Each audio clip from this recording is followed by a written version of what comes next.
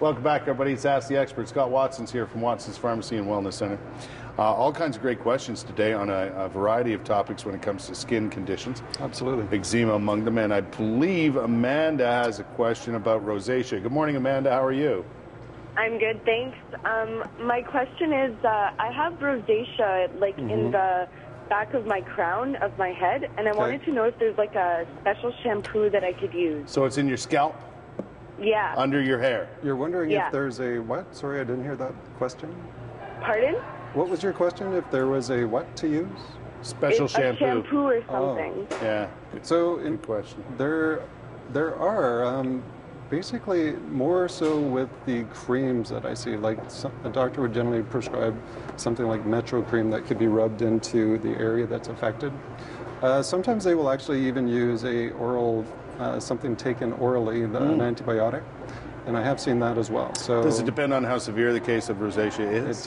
It does. So generally, again, what the best thing she could do would be to use a good sunscreen and try to get that sunscreen over the affected area as much as possible. Yeah. But then maybe working with your doctor to either try the cream, which could be then formulated into a shampoo if that would help, and we could do that in our compounding lab. But also it might be considered to take it orally, because that's going to get into the blood and circulate and treat it from the inside. So from the inside out rather than the outside in. That's right. But again, there's all those other things you can do, and that's if there's triggers that you've determined, steer clear of those, and sunscreen. All right. Okay. Andrew's on the telephone next with a question for you. Good morning, Andrew. How are you? Andrew, are you still there? Hello, Andrew. Andrew's gone.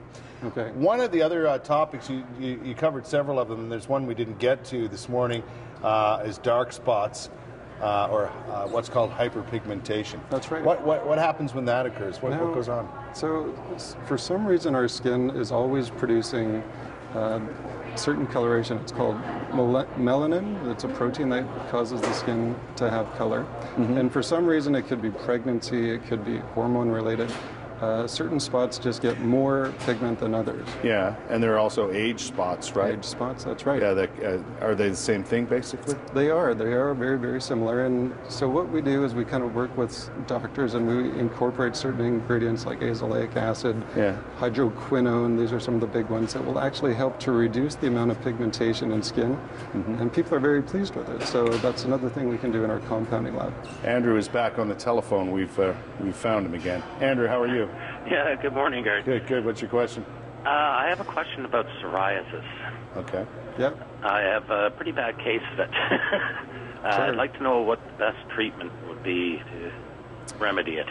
So psoriasis is always stepped therapy as well, and you can start off just working at the pharmacy with a good moisturizer and some basic hydrocortisone creams. I've seen that work as well. Right.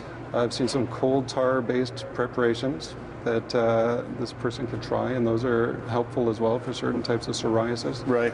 But also, sometimes and most times, people have to work with their doctor to get some prescription medications. Right. And they are... Psoriasis is pretty serious. Like, it can be serious, right? Dry skin, eczema, and then psoriasis. So on that scale? That's right. Yeah. So it's a little more difficult to treat for a lot of people, but...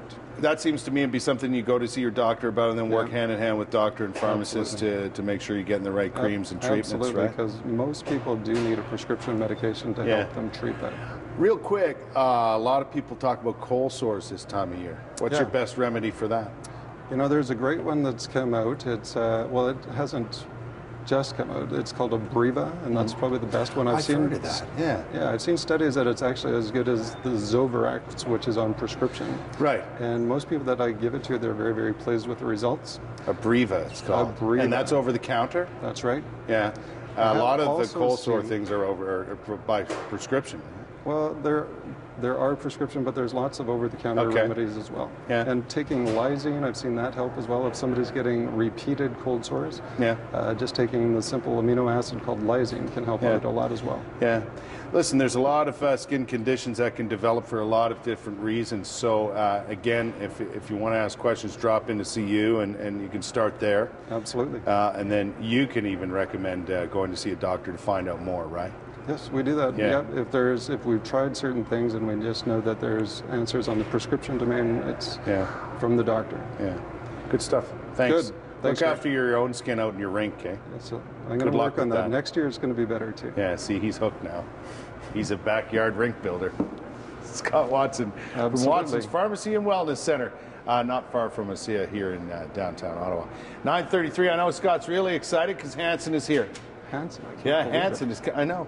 Awesome. They're playing the Bronson Center tonight, but we've got an interview and performance from Hanson coming up on this very program. Well.